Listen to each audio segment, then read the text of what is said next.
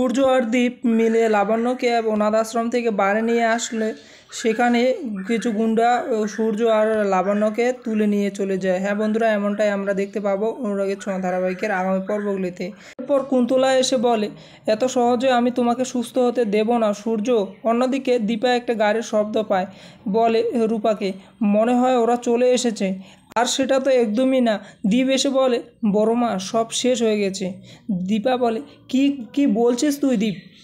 দীপ বলে, আমি যখন গাড়িটা ঘুরে সেখানে যাই আর সেখানে গিয়ে জেজা আর লাবণ্য আমার বোন কেউ নেই, ওনাকে তুলে নিয়ে গেছে ওখানকার লোকেরা বলেছিল। এই কথা শুনে দীপা রূপা দুজনেই কাঁদতে থাকে এবং সেনগুপ্ত বাড়িতে গিয়ে দীপা বলে, ডাক্তারবাবু আর লাবণ্য কোথায়? উর্মি বলে, মানে? দীপা বলে, তুই সত্যিটা আমাকে বলে দে, নইলে কিন্তু আমি তোকে শেষ করে ফেলবো। এরপর চড়ও মারে, এরপর অনেকে মারতে থাকে উর্মিকে।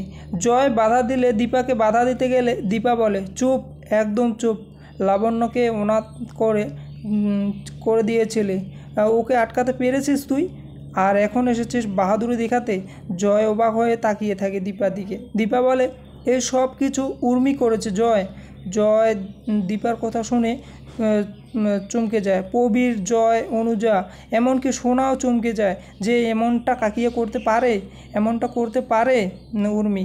দীপা বলে, হ্যাঁ, লাবণ্যর পরিবার থাকা সত্ত্বেও ওকে কেন অনাথ আশ্রমে রেখেছে? আমি ওকে বাড়ি আনার ব্যবস্থা করেছিলাম, আর তাই উর্মি এটা করেছে। আচ্ছা। এরপর উর্মি ভয়ে সব কিছু কথা বলে দেয় দীপাকে। তারপর ফোনটাতে দীপা দেখতে পায় যে এখানে তো কোনো ধরনের কোনো ফোন আসেনি। তখন অনুজা বলতে লাগে যে তুমি অনেকটা বার বেড়েছো দীপা, এমনটা তোমার করা উচিত হয়নি। অন্যদিকে লাবণ্য একা ঘরে ভয়ে ভয়ে বলতে লাগে, আমি এখানে কোথায়? আমি এখানে কি করে? আমার সঙ্গে তো ভালো ছেলেও ছিল, আমি এখানে কি করি? আগের কিছু কথা মনে পড়ে যায় লাবণ্যর এবং ভালো ছেলে বলে সূর্যকে খুঁজতে থাকে। আর এরপর লাবণ্য দেখতে পায় যে রুডি মেয়ে সেজে আর লাবণ্যর সামনে আসে একটা দুধের গ্লাস নিয়ে। লাবণ্যকে দুধটা খেতে দেয়, আর লাবণ্য দুধটা খেতে না চাইলে জোর করে রুডি খাওয়ানোর চেষ্টা করে। এরপর কুন্তলা সেখানে চলে আসলে, মানে সেনগুপ্ত বাড়িতে চলে আসলে, দীপা রেগে গিয়ে কুন্তলার গালেও চড় মেরে দেয়। এরপর অনুজা বলে, কি করছো?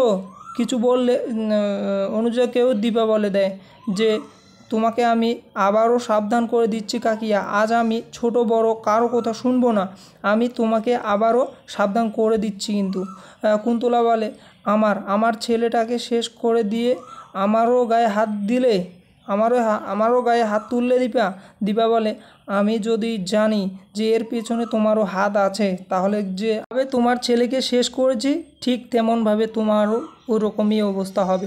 কুন্তলা এরপর দীপা পুলিশকে ফোন করে যে পুলিশ স্টেশন তোমরা তারা।